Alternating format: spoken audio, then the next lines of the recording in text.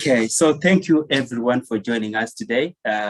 This is the Tukulu School. We are here in the Zoom room, but we are also live on Facebook right now, and we are recording the session for everyone. So I welcome everyone on board tonight. And my name is John Ngong. I'll be your host tonight.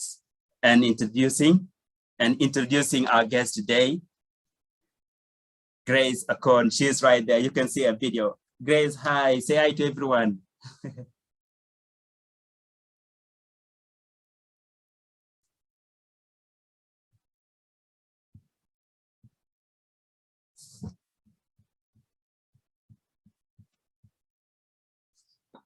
Sorry.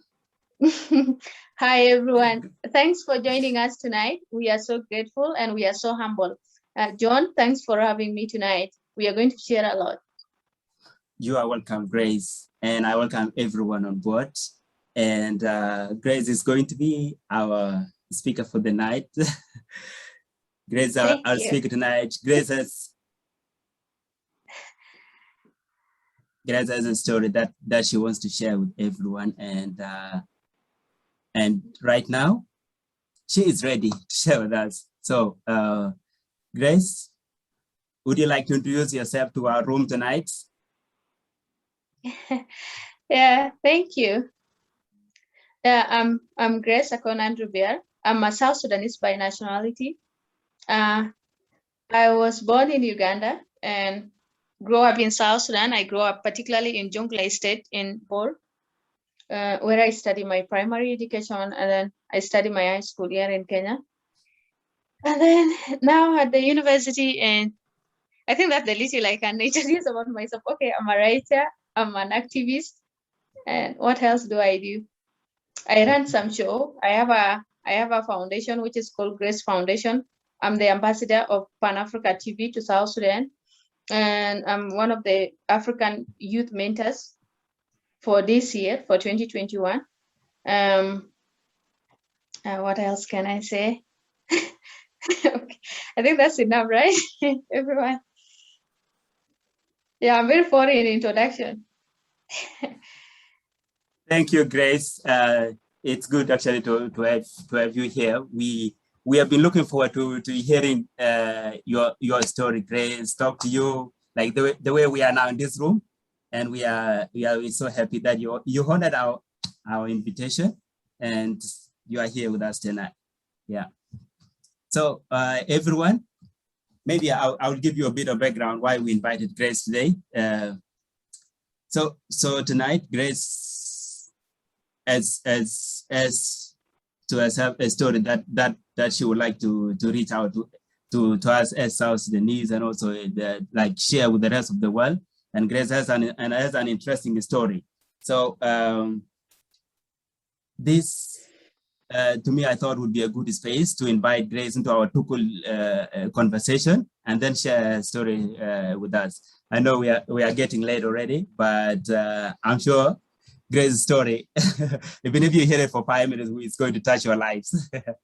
All right. So Grace, you are welcome. Please share. This is just your personal life, so it's an open thing. So we are not going to ask you like, hey, share with us one particular thing. Just feel free to talk to us. Grace, take it over. Thank you.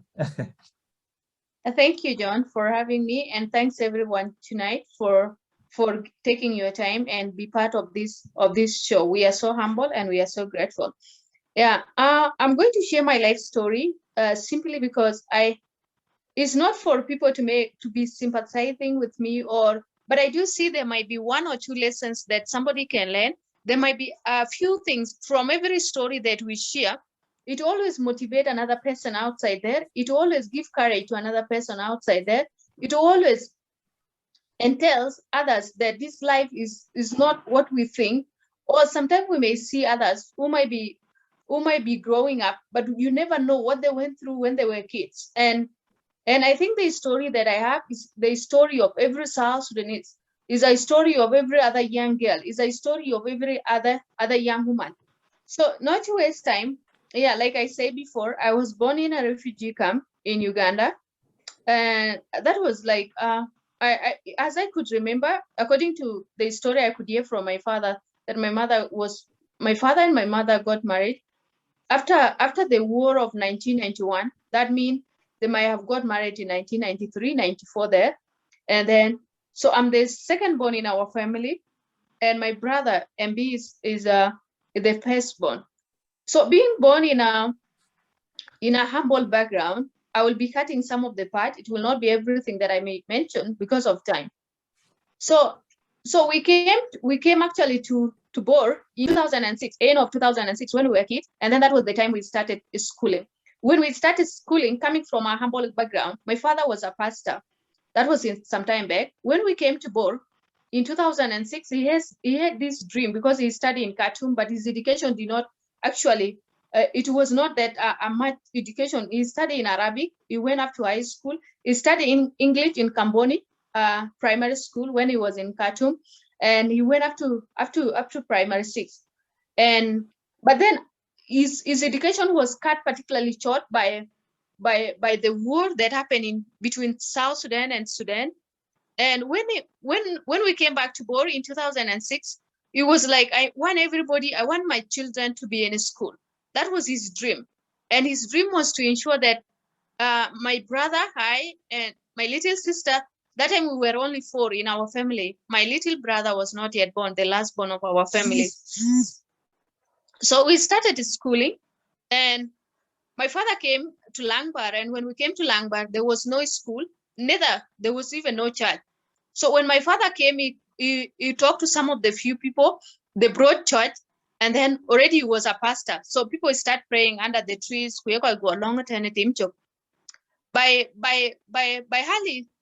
the end of this 2006, we already had a school. That is school now in Aijoy Langbar Mixed Primary School. We already have a church called Langbar B Church. So from there we started schooling. Me, I started my primary one actually in 2006, and then my brother already was in class 6. We were like having some distance between me and my brother. So we started schooling. Coming from a humble background, it wasn't that easy. You wake up every day. There's nothing that is so good for a breakfast. There's nothing that is so good for lunch. But yes, there was that hope. There was that belief that my father used to say, one day you people, you are going to live a better life than what you are living now. So by 2007, when we went to class 2, life became a little bit hard because some of the things were like, my father was a teacher, and that time they were looking for a English pattern, and my father being an Arabic pattern, he was not able to maintain his job.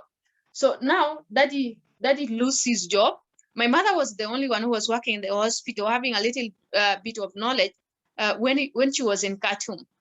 So now when my father was not working anymore, things really became a little bit really very difficult. Not just a little, but they really became difficult. The house we were having, it started like the rain started, the water started leaking into our house.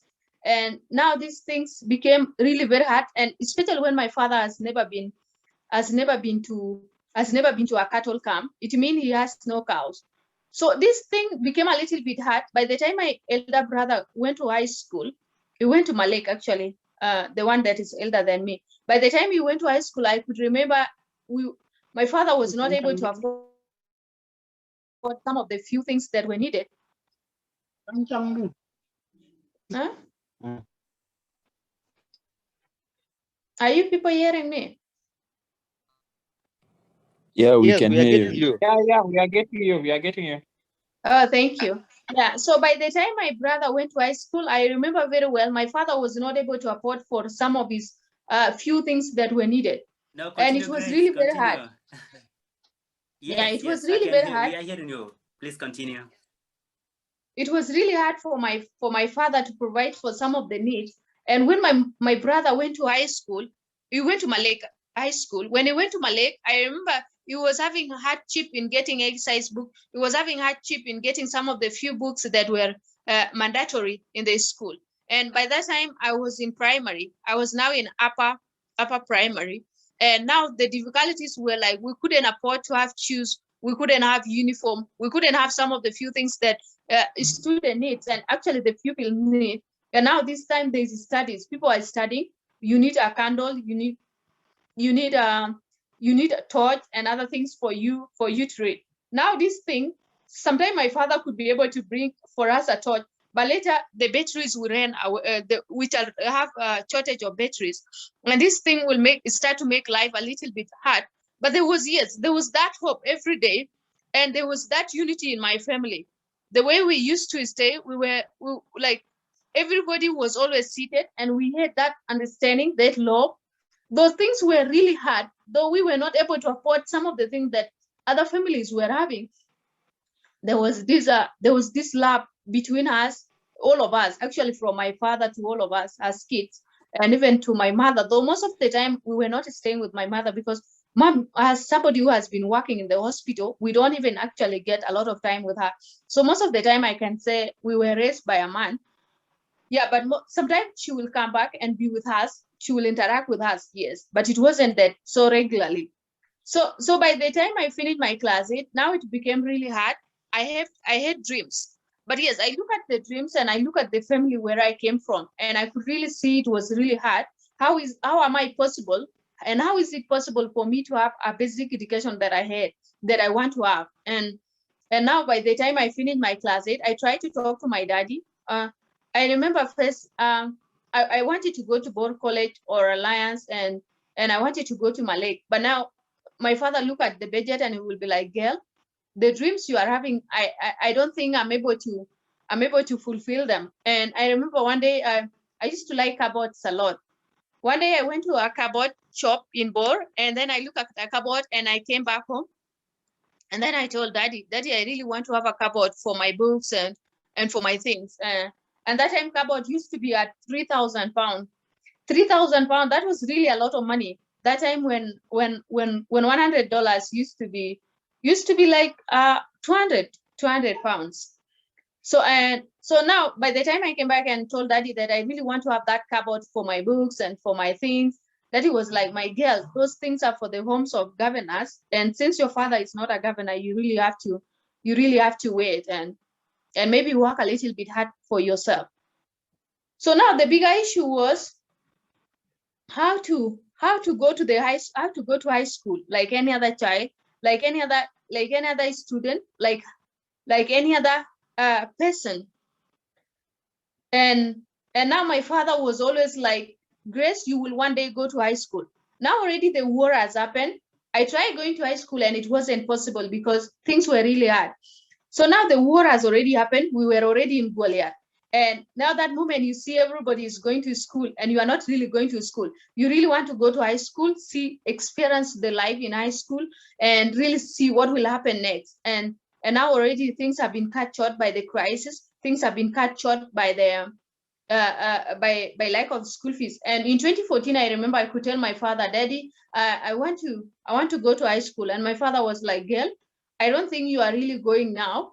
We need a little bit of time because you can't go to high school here in Goliath since there was no high school in Minkaman.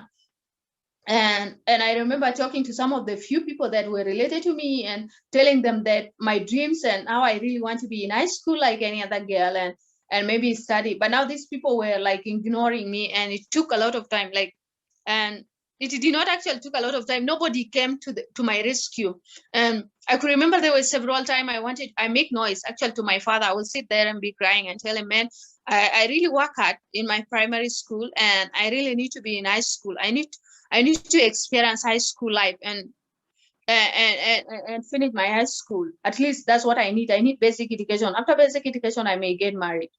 And daddy will be like, one day these things are going to change and you will not even imagine that you have once been here. So we stay like that until July of 2014. And then that was the time some scholarships start coming and people were like trying to apply. I was one of the people who applied for some scholarship. And that time I have already become, I don't know, how do I say? Yeah, but that time I have already gone into adolescence and now, with our culture. So there was some of the belief that I may get married immediately or all that. But then I used to tell daddy, I want to go to high school and finish my high school. And through the grace of God, I cannot say maybe because I was so clever or anything, but I do believe it was through my father's prayers, the way I used to cry daily, the way I wanted to go to high school, the way I have the principal of I must be in school, and then that time I got this scholarship, and that was the time I managed to come to Kenya and started my high school, finished my high school. And yeah, in every journey, there are always difficulties. But yes, I have always lived a simple life, a life of just principle, a life of just two principles, a life of just saying, I must and I must not. Things that I want to do, I always say I must do this. And meaning, when I say I must do this, it means I'm really working hard for it. I don't really give up. No matter what happened, when I was working in 2014, when we were really financially down, I used to say, if I don't get any scholarship that will help me, then I'm going to work hard and save the little money I get from these voluntary jobs I do. And then later, by the end of the year, I will still go to high school in 2015. And I really had that dream. Though I used to get very small money, I used to get 30 pounds per day.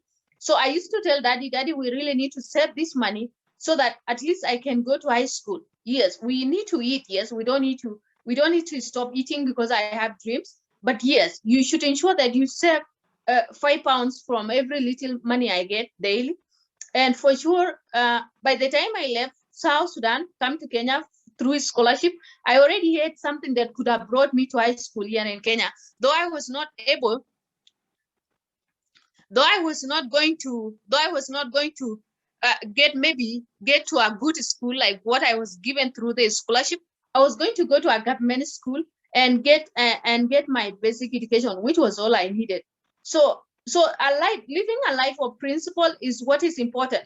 If you live a life of principle that I must do this, you will always have that energy to do that.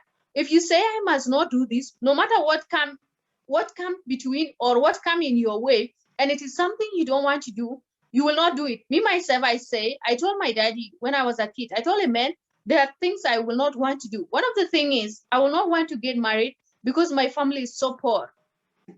I will want to work hard, raise my family, and we make a better life.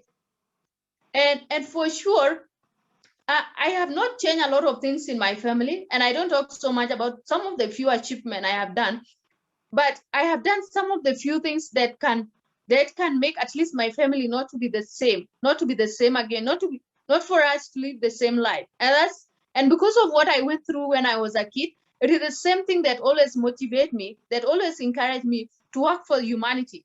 Most of the time I wanted to help, but what hold me tight is maybe I don't have anything, but in a hand where I have anything, I know what girls who are poor go through.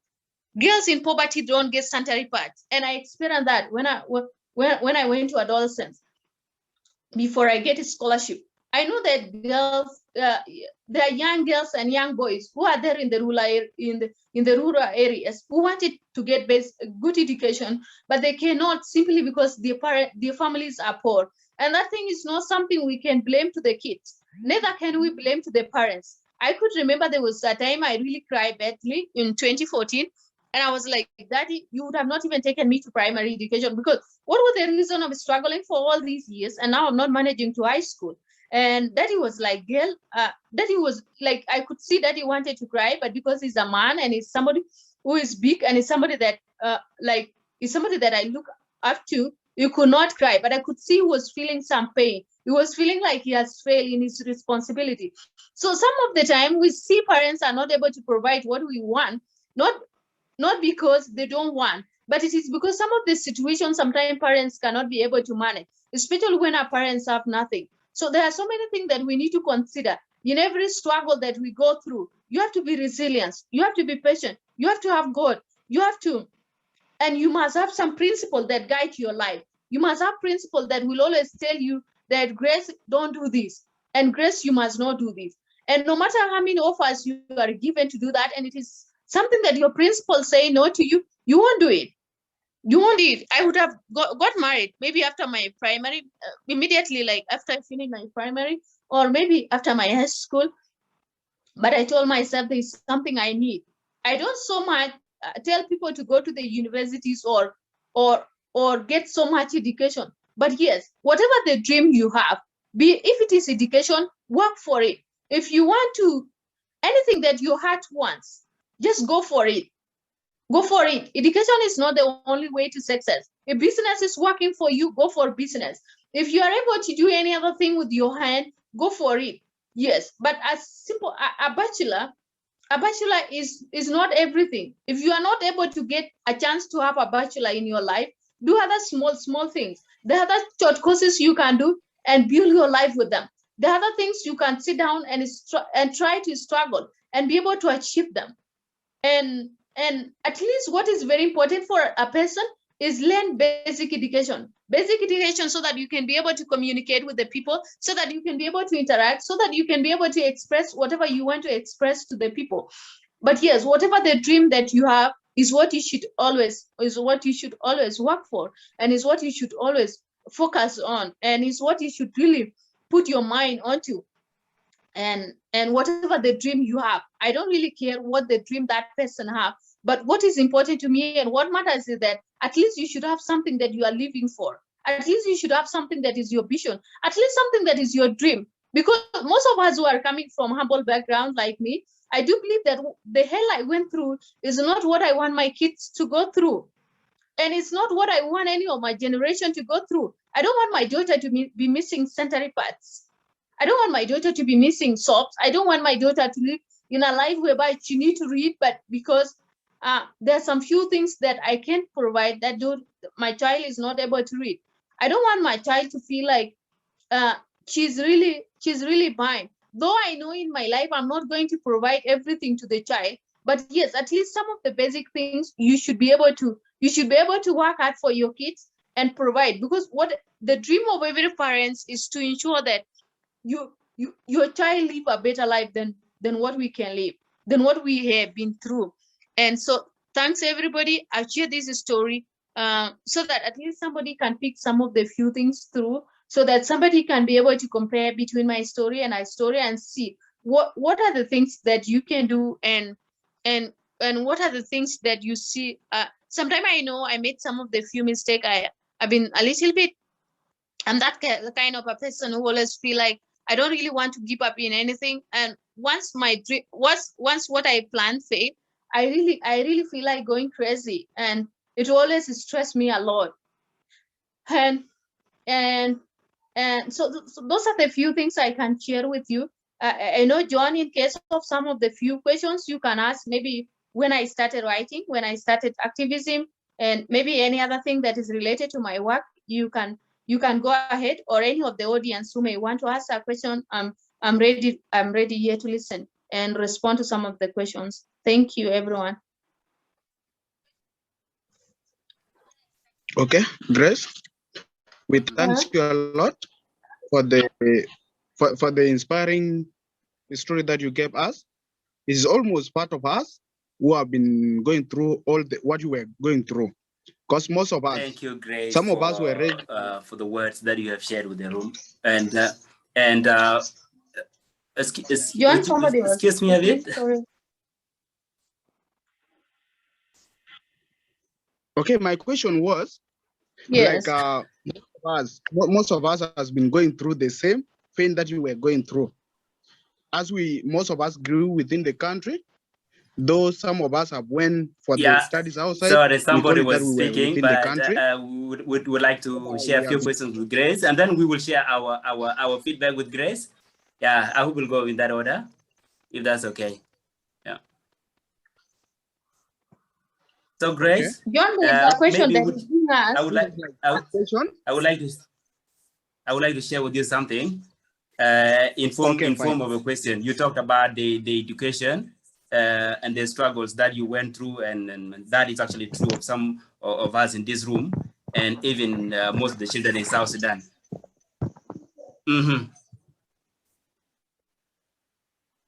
Yeah, so I am monitoring the chat at the same time. Maybe I'll give the chance, Grace, later to our audience to ask you some questions. So our audience, please, we'll keep the questions to ourselves for now, but then maybe we'll give some time to Grace, maybe share with us a bit of share further about her story, and then we will ask the questions. Yeah. So Grace, in your journey as you struggle for your education, you said you had this humble background, no sanitary pads, and not enough school fees, and now you are in Kenya. Did you have a challenge that you had to face? You know, there could be a lot of stories in the middle here. Do you have a story that you would like to share in terms of a challenge that you faced and you overcame, and now you are at the university? Yeah. I think some of the few challenges I faced were that kind of a challenge that you see like you are somebody now that is a breadwinner, and finally you get a scholarship and you are leaving your Yes, I can hear brothers you and back sisters if you're behind, speaking. and this kid that you have left behind, they are people who are depending on you. And I remember actually when I got a scholarship, my little brother was really sick, and I used to take him to the hospital most of the time, and the money that I used to get, mostly I used to help him so that I cater for him. And my little sister plus my other brothers, they were now in primary school, and I was the one who was providing for them. So but now when I got the scholarship, I had to leave them actually.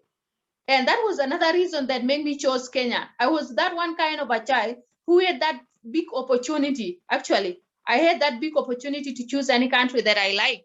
But I look back at my family and be like, girl, you can't really go far from your siblings. What will happen to them? And who will provide for them? And that was one of the most challenging things that really happened. The issue of either should I go to school or should I continue working for my family? Sorry.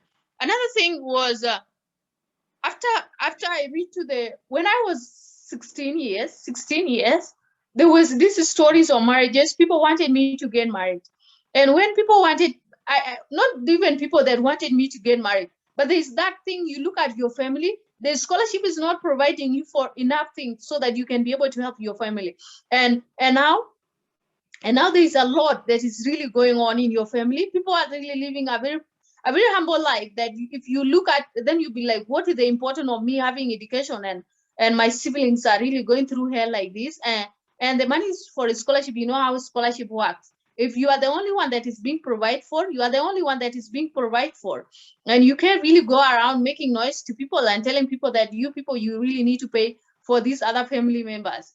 So this was one of the difficulties that I was really having. That moment you go to school and you be like, I have siblings and they don't have anything. Maybe they are eating. And this thing really stressed me up, especially in 2015 after I have left South Sudan, and in 2016. And I think through the grace of God, I was able to manage. By that time, the most important thing that I needed was education for my siblings.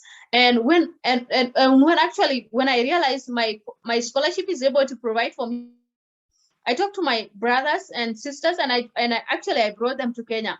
And that time, the last born of my family was in class 1. Actually, he started his primary in my hand, and now he's now in class 7. Is going to class 8. And my little sister, the girl that was coming after me, was in class 7. Now she's finishing her form 4. The other young boy is the other one who was between Amos, Anna, and John is now in form 3. So these are the few difficulties that I went through, that at least I have to cater for my little brothers, for myself, and then for the rest of the family. And I think that's what forces me to know a lot of things. I think I'm that kind of a girl now who can do small things that most of them, okay, I cannot say most of the people don't do, but I really have knowledge in few things like photography. I really have knowledge in I do photography when I'm free over the weekends. I do baking of cakes. I can bake my cakes, sell them, and all these things. It was like they taught me to learn, and I think I experienced the issues of early marriage. I was almost going through early marriage. There was that moment I was looking at my family and be like, education may not be the may not it may not I may not finish soon, and what will happen to my family? I may be the only most educated family person in my family, and everybody will maybe what will happen? What if I get everybody's dead from hunger? And what if what if I get like all things, all thoughts of things that come to your mind when you are the only person who look at yourself and be like, oh my God, I was the only one helping this family, and there is nowhere that other supports will come from. And I thank God that sorry. Yeah, and I thank God for everything that I have and everything that I have already got. It is through him that I was able to manage. And again, I started writing. I think I can say something about writing. I don't know, John, is it allowed?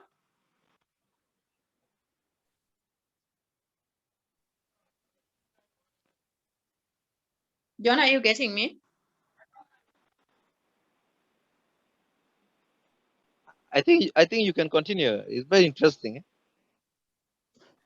Okay. Yeah, go Yeah. go ahead. But there is a question here, Grace, that is that directed to a point you just shared about struggling with early marriage and overcoming it and going back back to school. Is that a story you can share with the audience, like the story around the early marriage that you said and how you overcame it? Thank you. Okay, thank you, everyone. Yeah, I think the issue of early marriage started in 2014. You know, there are sometimes girls will say, I was really forced onto it. I cannot say I was really forced onto it, actually, because I had, okay, you know, this thing when you are in the village and everybody like your characters, people look for you a man, and now people bring a man for you. So now when I was a kid, when I was growing up, a lot of people used to like me a lot, and especially women. There were so many women, there were so many girls that I used to interact with a lot. And so by 2014, there was this suggestion from a friend that she needed me to marry her cousin. Actually, her cousin was in abroad, and now the lady was really happy to connect me with. And actually, coming from a humble background, you know, there's that thought, there's that feeling, you feel like you really need to change the background, you really need to change the situation, you really need people to become rich overnight, you know. And then when people are speaking to you, you look at you look at the family and you think maybe what can change life, maybe early married, maybe somebody who has saved some dollars somewhere, and when he marry you, you will become better. So now when I was connected with this young man, I was not having issues, and I'm so thankful for him. At least he has raised me anyway, though we are not together. He has raised me to the best of his capacity. So when I was connected to him, I was so happy. I like it. I just look at the family and I was like, girl, you really need to, maybe you have to get married. Maybe your place is in the kitchen. Maybe you really need to get married so that you have these people. And you know, it is always a joy of every girl to help your family. Actually, most of the girls who go through early marriage or sometimes through post marriage, many of them are not beaten. Many of them, they look at the background and then they will be willing to sacrifice their lives. They will be willing to sacrifice themselves. They will be willing to sacrifice everything they have so that their little siblings will not see what she saw, actually. So now this thing, you know, you start talking to somebody. That time I was not having a phone. Actually, I started getting a phone recently. I was not having a phone, but yes, there was a friend phone. So now this friend phone, I was connected through the friend's phone. We interact, we make introduction. And then by the end of the year, this guy wanted to get married. Okay, he wanted to marry me. By that time, you know, you just went on to adolescence. You don't know anything. The age of 14 years, you are really young. And now, and now, like okay, I could see, like, in the eyes of my father, you look at me and be like, maybe this girl may change this background. And okay, there's that thing that every parent has. And for me, my dream has always been, I wanted to have basic education. So by the time we talked to this young man, I told him that I want to go to school, and I got a scholarship and all this. That was when misunderstandings start happening. This man wanted to do my marriage first, and then later I go to school. And that's when I was like, no, this is not happening anymore. And I really want to have education. And by that time, that was the time I brought out that quote. Actually, there is a quote that has been on Guardian News. Guardian News is the leading newspapers in the UK, in New York currently. So now I started saying I must have education. As long as I'm alive, I must have education. So that was when that quote came out. And the first thing that, like, made me really refuse the early marriage was that, you know, there was that struggling. I go and stand on the sun, and then I will be calling the names of the people, and then I call and you know. So one day I was standing on the sand. I look at some of the women, young women actually, they're moving around carrying children, and you could see their life is not really what you will want, you know. And then I look at myself, the small myself, the tiny one, and then I was like, oh my God, I can't manage all this. And then I was like, ah, girl, you know, this word you monjang do use well to natural line kachiran bilo ni to all and so now this quote came to my mind, and I was like, Grace, if you don't pave your way, nobody is going to pay for you, and you may stay here forever. And then I look at the dreams of the man. Though me that time my dream was only to have basic education. I look at his dream, and in his dream, he doesn't have a closer plan for me to go to school.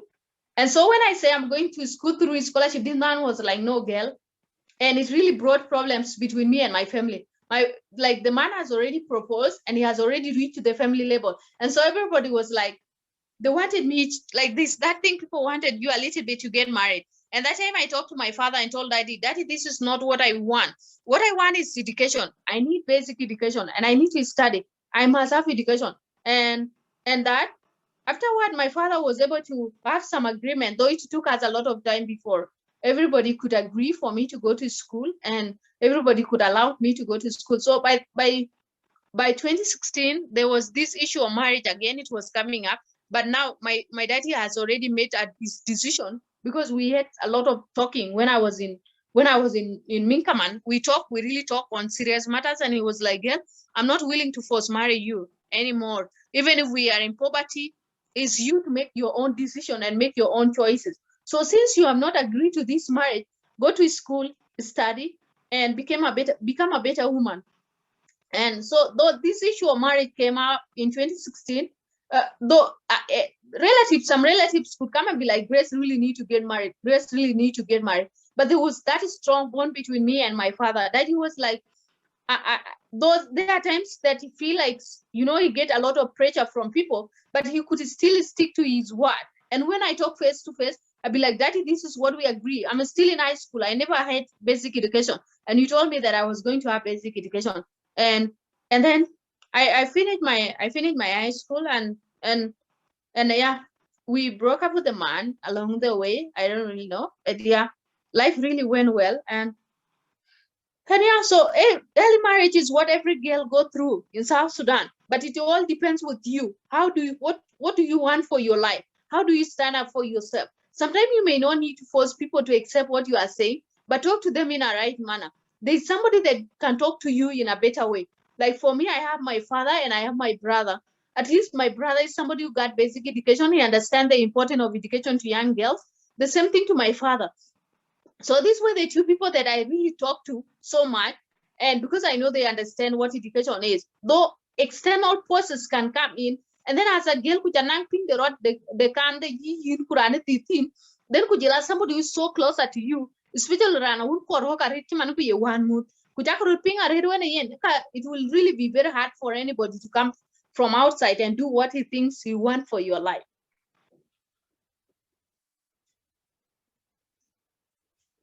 Yeah. Any other question? Thank you so much. Welcome. Yeah.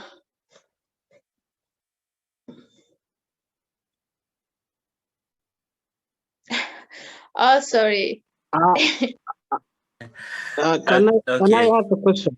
Maybe I will Yeah, leave it open for the audience. If you have a question, you can raise your hand and ask Grace, or you want to hear a bit of a story in more details, raise your hand and I will take you. All right. So I have two hands raised right now. I'll give you to Akot. Akot, would you unmute and speak? I'm also online. Can you all hear me? Yes. All right. Thanks so much. My name is Akot Garang, Akot Yaj. I think John Ngong know me, and we've been in a will, in 2016. By then, I think I was a young boy, and we used to play together, volleyball. Yes, loud and clear. I don't know whether you still remember me. I'm also a brother to James Yaji. I think you know him well. Yeah, my question to Grace is just, you know, I just want to ask that how did you stay mentally strong, though you've been, you know, in tough times, you know? Yes. Like, how did you manage really to stay All strong right. So mentally? if you have a question for Grace, please ask her. Yeah.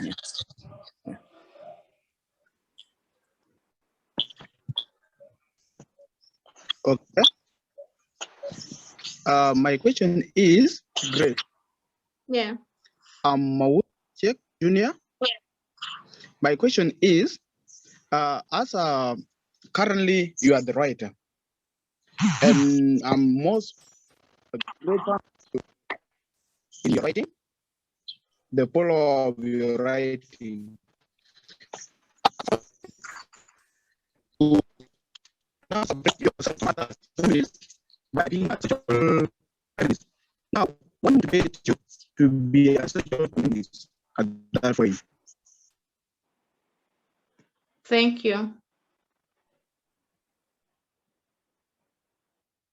Yeah, other question can proceed before I answer all the questions.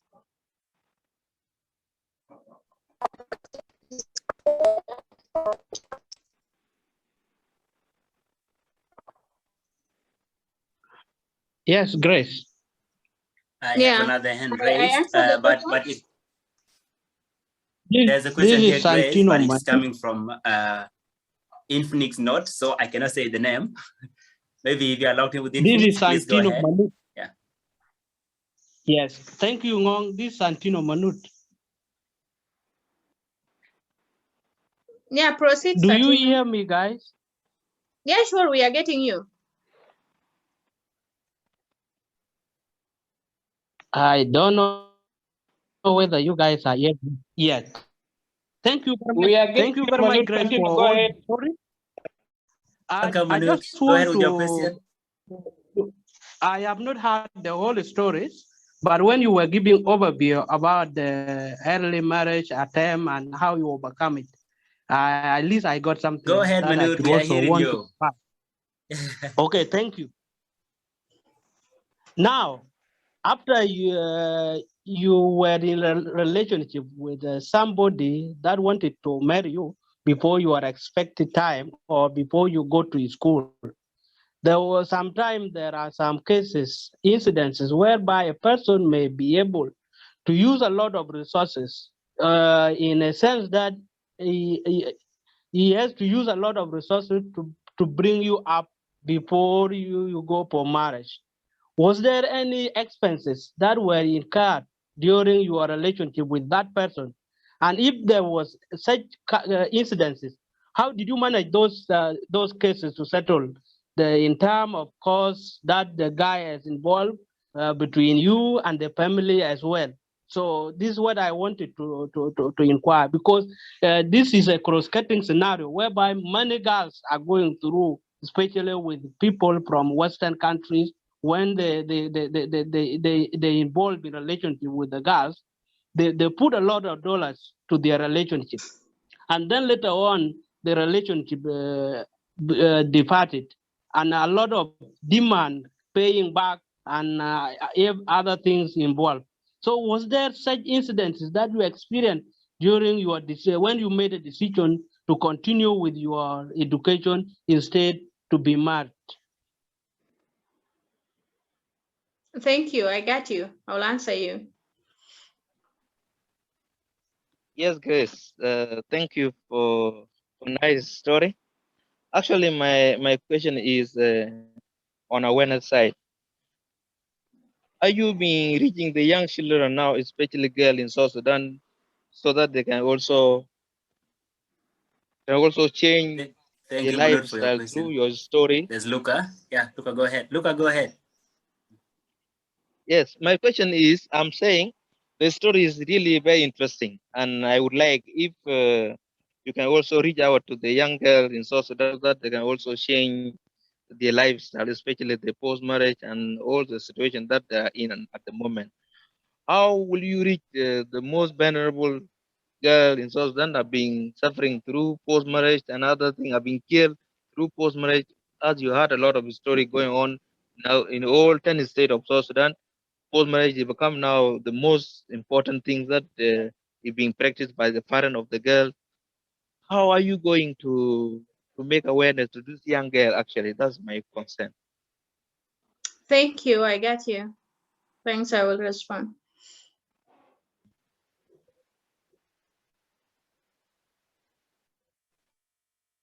Hello.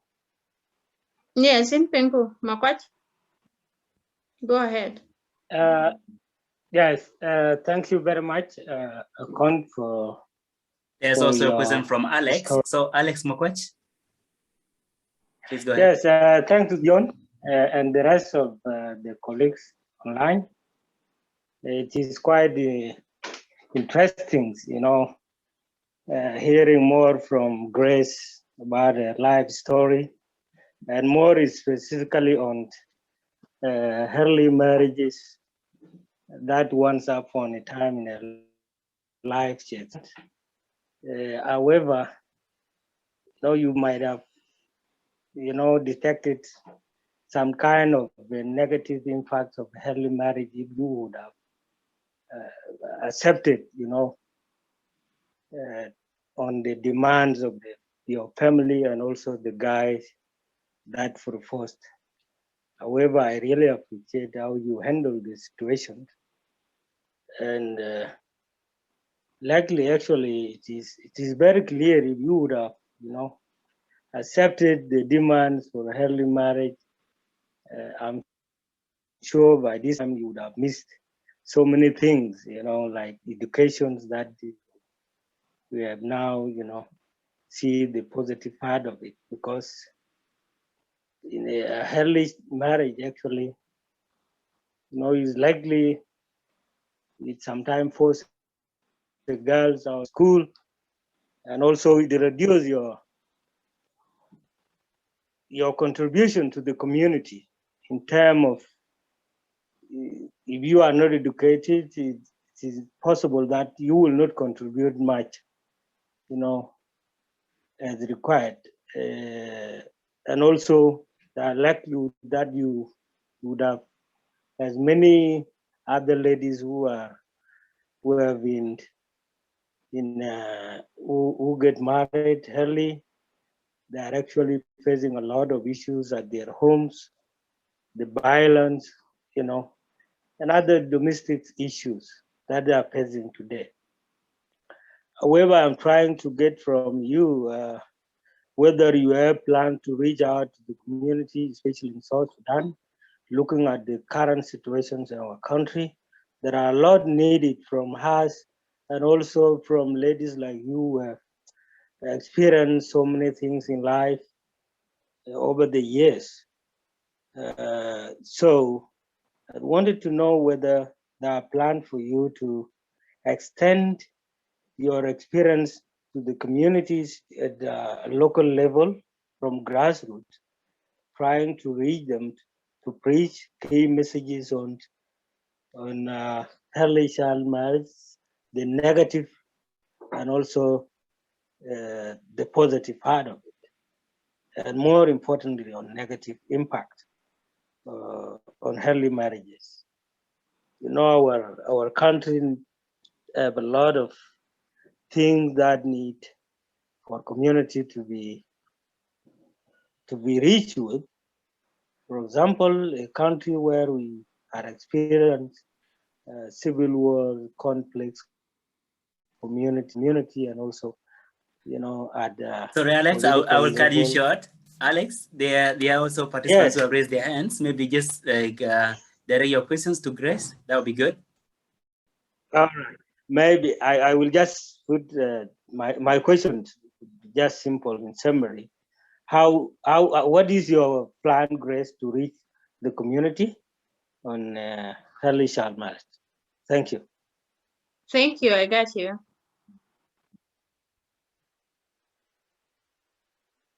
Yeah, let other questions continue.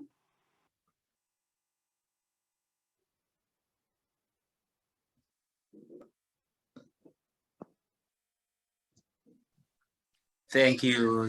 Thank you. Maybe Grace, I would allow one more question to be shared with you. And I have Sarah.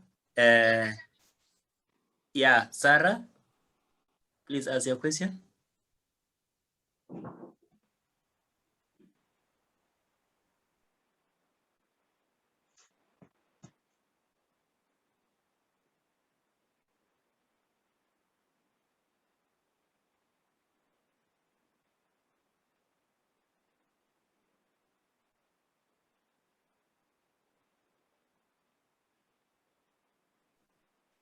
Sarah, you're muted if you are speaking. I think the internet or she's muted.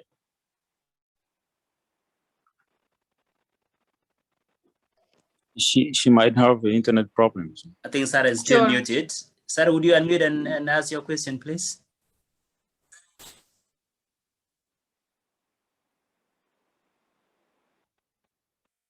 Yeah, she's muted, so maybe can you proceed with other will give questions. that chance to somebody. Could be, yeah. She's unmuted now. Sarah, go ahead.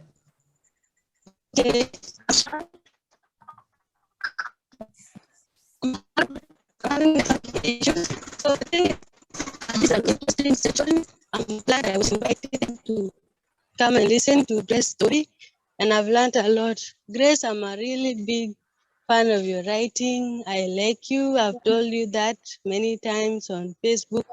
Yeah, and okay, it's wonderful that you've revealed some of the things that we might have not known about you. So tonight, I would like to ask you, like, what is your advice to the girls out there, like those who are facing the same things that you've been facing, especially the thing to do with early marriage, because that is the problem that our society is passing through. So what is your advice? Like, I'm a teacher, so I teach girls, and I would really love to use your advice for them. Thank you. Thank you. Thanks. I will answer you. Yes. Yeah. Can I answer these questions and then we can proceed with other questions later? Because I may forget all the questions. Yeah, sure, Grace. You can answer those Yeah, questions. sure. Then later on. Yeah, Okay. right. Maybe Grace, we can proceed now. If you can begin to react. Yeah, exactly. Please Okay, react to the thank you. questions. Thank you. And Okay. we're also short on our time. Please go ahead. No problem. Yeah, I think the discussion is getting interesting and we can't cut the audience out. So I think we have to respond to all their questions and let them bring their questions. That's how we explore the world. Yeah. I will start if there were damages that were made, like what happened to the damages.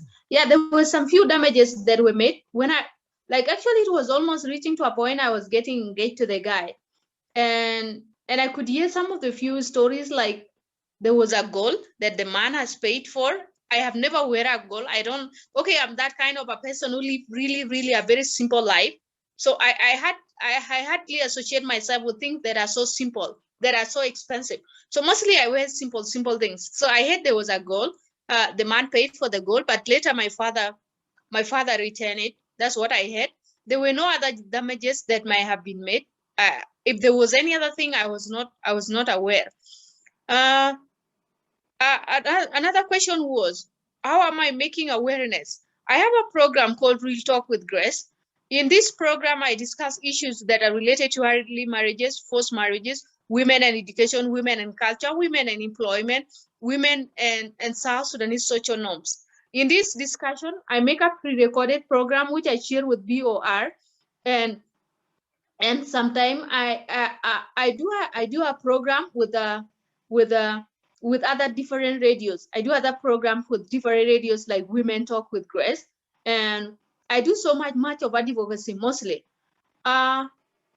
Concerning, I have been speaking to a lot of girls. Actually, I have been speaking to several girls. I have been speaking to a number of girls.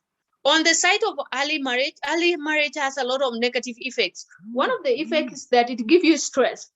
That time when I got a scholarship and somebody wanted to marry me, I was really mentally stressed. I was mostly feeling like, should I accept the marriage or should I refuse the marriage? So there's that stress it gives to the children, there's depression it gives to the children. Sometimes you don't focus, it gives people anxiety. And all these things are things that are really very hard for a girl to manage. And that's why a girl who is going through early marriage sometimes can have mental illness, though it may not be something that may be seen by everybody. But yes, once you are depressed, once you have stress, your mind will not be working well, and it will be part of your depression, and mentally you will not be okay. Those are some of the negative effects of early marriages that I went through. I was having stress, depression. I was not having a better understanding again with my family. And this really made me to avoid some of the few things during that time. Sometimes the early marriage, it ruined the relationship you have with your family. Another question is, what are the advice I can give to the young girls who are going through what I went through? I think to every young girl in South Sudan, sometimes it's really very hard. I came out of early marriage because maybe my father was having sympathy with me. Maybe because my brother has been to school. But there are some of the young girls who don't have family members who have been to school. There are young girls who cannot be able to get scholarships. You know, there were several things that really helped me, like a scholarship. Because after I get a scholarship, it was easy for me to be like giving out my point and be able to depend myself. So these are some of the few advice I can give to young girls. Have a relationship with your father or your mother, somebody that you think can trust you. Is that person you should have a relationship, build a very strong bond.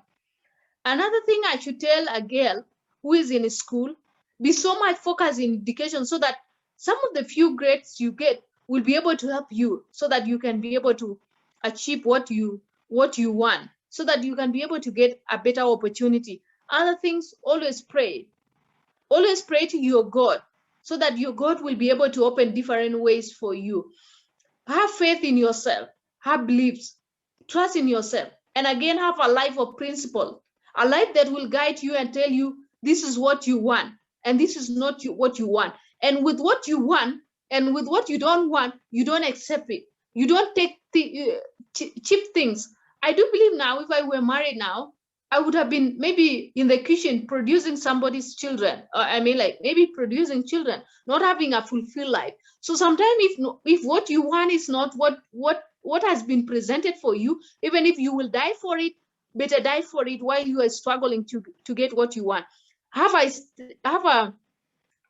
stand as a girl? Have I stand that this is what I want in my life? Have a dream of few things that you need. Don't let your life be driven by something or somebody. And again, on the angle of my advocacy, there was a question that was asked on my writing, what made me become a social activist? What made me to become a social activist? There's this thing that is happening in African families. It's not only in South Sudan, but it's mostly in many African families. Many African families are breaking apart. And they are breaking apart simply because of some of the few things. Nobody want to compromise on behalf of the family. Everybody think that they want to do what they want, and everybody is working hard to destroy their family. We are now having a bigger percentage of children who are not having fathers. Like children who are being raised by mothers, children who might be raised by fathers and they don't have mothers. And this is not the setting of the community that we want. Actually, I have been doing a lot of research and a lot of observation on families. And I realized in every family, is either you compromise or you will be moving from one man to another or moving from one woman to another. Because I do believe in a world where there is nobody who's perfect. And the perfect person is that person that you have accepted the weaknesses and you have accepted to live together. And now there is this education that is coming up in Africa. And this kind of not good education, actually. I don't take it is misunderstanding of education. You find somebody who is educated and they think that they cannot have their identity. You cannot be educated and you don't remember your identity. There must be somewhere you came from. Me, no matter, like now being under the scholarship of white people and being educated and being provided with everything, I still know that I'm a South Sudanese by nationality. And these are some of the few norms that South Sudanese live by. And these are some of the positive norms that we live by. And any education that tell a woman that she should not have a husband because she is educated, or any norm that, or any education that tell a man because he is educated he cannot have a family, that is misunderstanding of education. And actually, what I want for the children, what I want for the families, is that I need every child to have a united family. That is, the child should have a father, a mother together. Sometimes we need to leave some of our pride between a husband and wife. Leave some of the pride you have, but look at the life of the children. There are so many children who went through hell, who went through a lot of depression, who went through mental illness. There are so many children who suffer outside there simply because his father and the mother just had some misunderstanding. And now maybe the mother left or maybe the father left. And these children will be left with one person who will be struggling to raise them. So I just saw there is so much effect of misunderstanding of Western education in the African families, in the African family setup, actually. And that's what really motivates me. And that's what really tells me as Grace, it's not a must that I follow everything that I write. But if there is one woman, if there is one man that get inspired by what I do, that's what I want for my life. That's all I want. I need families that will be united. We need African families where you will be educated, but you have your decent home. You have somewhere that you come to. We need African families that you will own big businesses, that you will own big names, but you have a husband, you have a wife, you have kids that depends on you. Not Africa, whereby prostitution become the order of the day. Not where divorce become the order of the day. Not where if I get my little education, I say I don't need a man, I don't need anything here. I just want to be alone. I want to, there are some things we don't want to encourage. There are some of the norms I don't want in Africa, like the issue of early marriage, the issue of forced marriage, the issue of physical violence. I don't support that. But the African family setup, whereby a husband and wife stay together, produce children. That is the best setup that somebody like me like.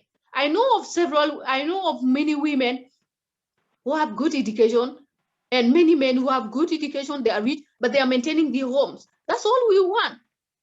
And actually, where are you going to get a home that has perfection, that nobody will ever argue with you, that nobody will ever tell you, why did you do this? In the Omanjang, it is always said, and we need to do, we nang issues. That is it. A person that you share a bed, a person that you share a compound, you two will always have misunderstanding in one way or the other. But if you think you will be moving from one home to another because you had some misunderstanding, then it doesn't really help. So I think those are the few questions that I was asked. If there is any other question, Chanomar, and then you people can remind me. And I'm sorry that I speak a lot about it. This is what I like. I like African home setup.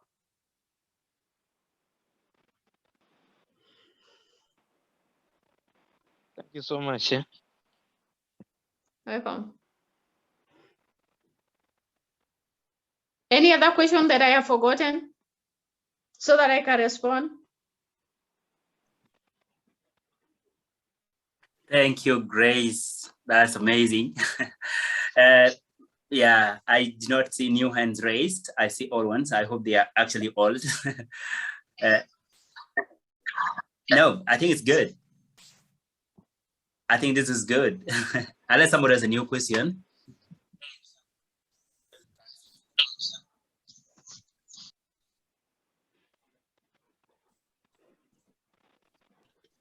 Okay. Can I come in now? Yeah, welcome. Yeah, Grace. Thanks so much for this. And you mentioned a very important point before that. You say that you went through I a see lot of Alex raise his hand again. mental issues. Okay. One more question for you, Grace. Welcome. Yeah, that you went through a lot of mental problems, and you had depressions.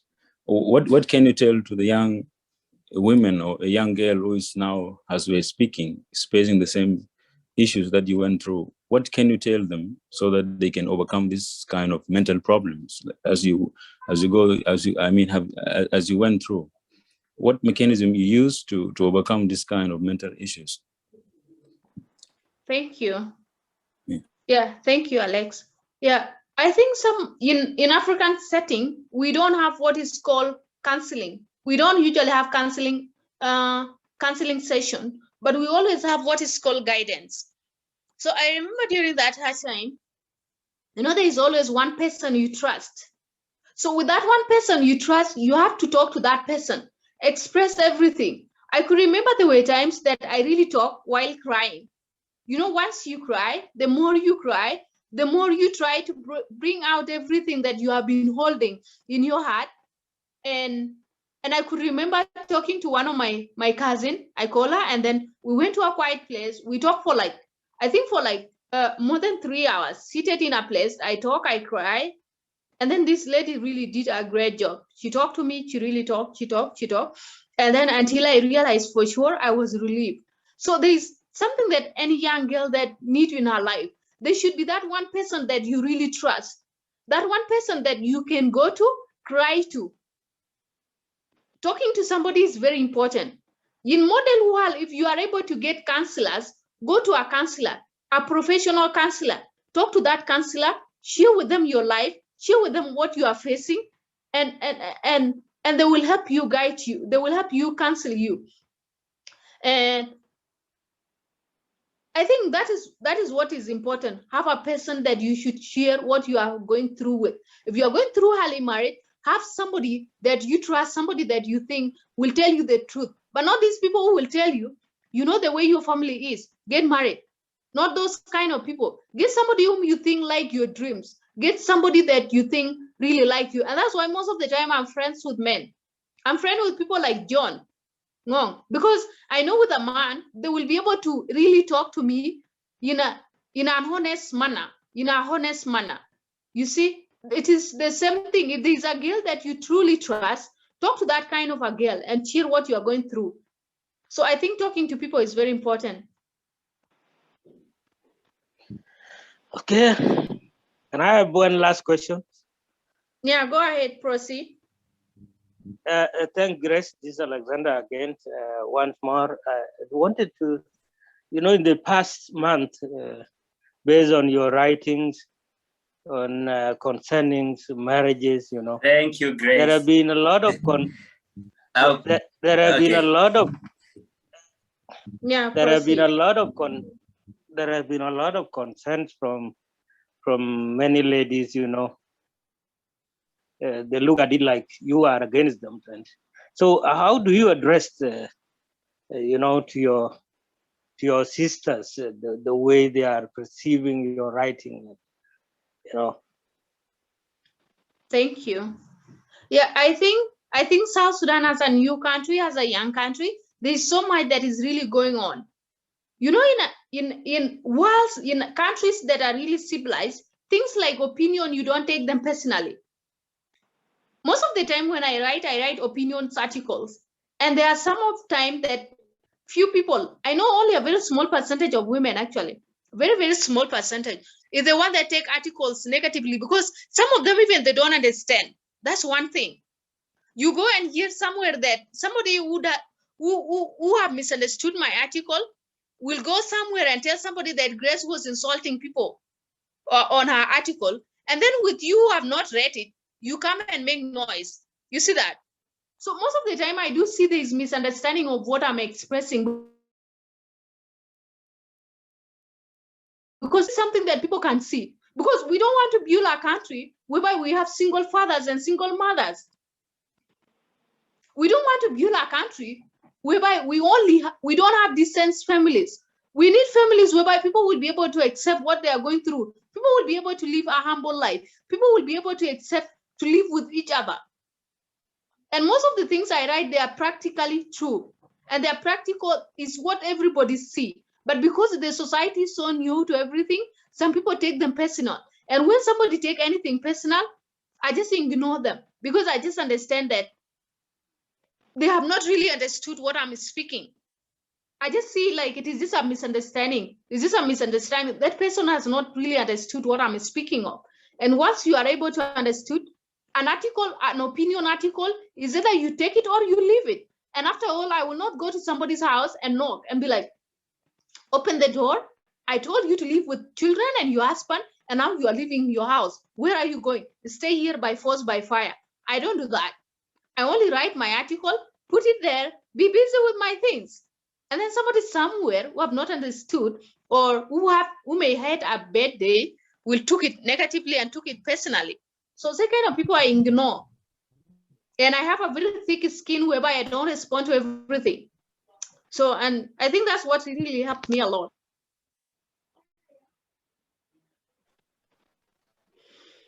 Yeah, so that's what I can say.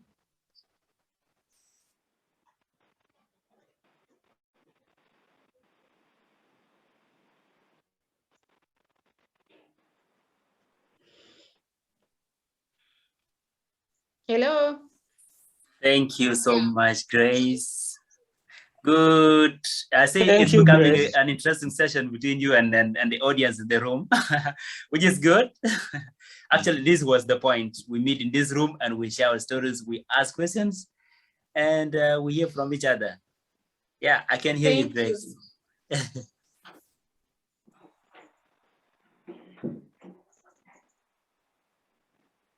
Yeah, so is there any other So question? if anybody does, if anybody has a question, maybe, but I think we can close it here, Grace. We are over 1 hour now. And thank you everyone for your participation. And thank you, Grace, for sharing your amazing story. I guarantee you, people really wanted to hear you.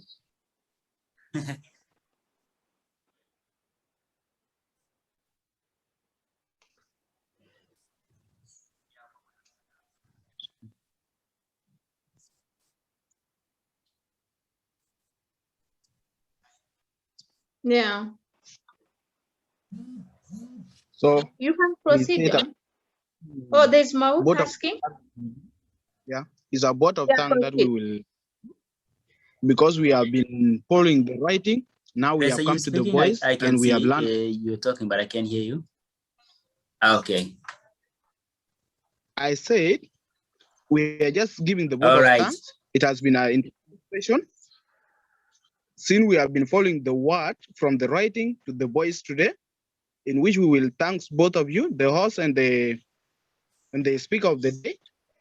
We wish another section maybe coming week, and we will say thanks so much, Mr. Ngong, and the speaker of the day. We appreciate the session resting, and thanks. Thank you. We are humble for having you tonight. Thank you, everybody. Sorry, Sarah.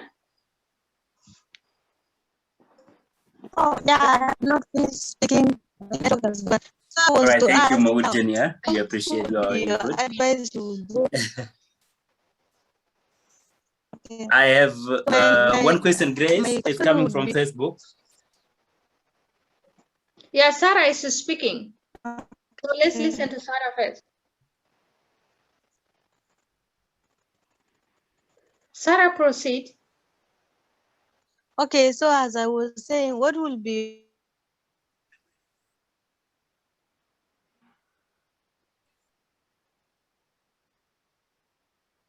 Go ahead, Sarah.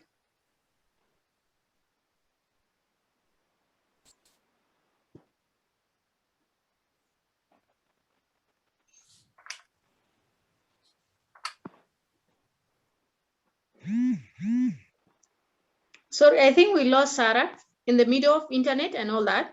So I think we really have to proceed.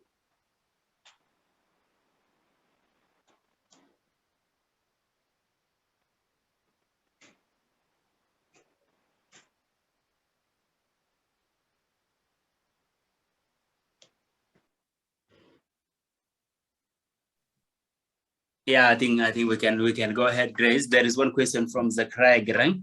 Is saying, Grace, what can you tell young South Sudanese girls trying to achieve their dream in education? It's more or less like what you were saying before. Maybe you can answer one more time for him. Thank you. Yeah, to the young girls who want to have education, if that is what you want, go for it. There's that word that I want to do this. But yes, it is different from the action you are putting in. So if that is really what you want to achieve for, go for it, work for it, sweat for it, do anything so that you can be able to achieve it. But don't do anything that will put your life at risk. But just ensure that you are focused, your full focus is on it. So to all the South Sudanese girls, you are so amazing, you are so wonderful. Yes. So work for the dream that you want. Keep on working hard, get that.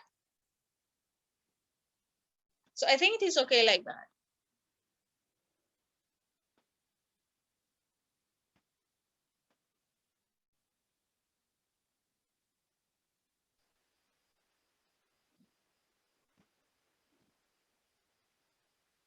Hello, John. Okay, thank you, Grace. And I would beg everyone to close it. I know it's an interesting discussion, but we are going to close it at this point. We have exhausted our time, and Grace has also been speaking to us. Maybe we'll give her some time to take a rest. Yes, I can. Yeah, I can hear you, Grace. Yeah, we'll give you some time to also take your rest. It's weekend, actually, so you need to take your rest, and maybe everyone is also busy. Yeah. So we will close it here, everyone. It has been amazing. This is our first session in the Tukulu School, and we hope that you guys will turn up again for our session. It's going to be like every Saturday around this time.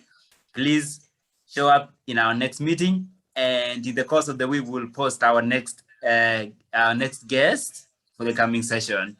Thank you very much. I hope this session benefited everyone. Thank you. Thank you, everybody. Thanks and bye. Take care. Good night. Happy weekend. Happy Sunday tomorrow for those of you who go to church. Bye. Bye. Take care. Thanks for all your input. Guys, thanks. Thanks so much, Grace. And thank also John Ngong for this wonderful Thank you, session. everyone. Have a good night. Bye. It's bye from my side. See you next Saturday. Right. Thank you, John. Thank you, everyone. You're welcome. Bye. Thank you, everyone. Bye-bye. Bye-bye.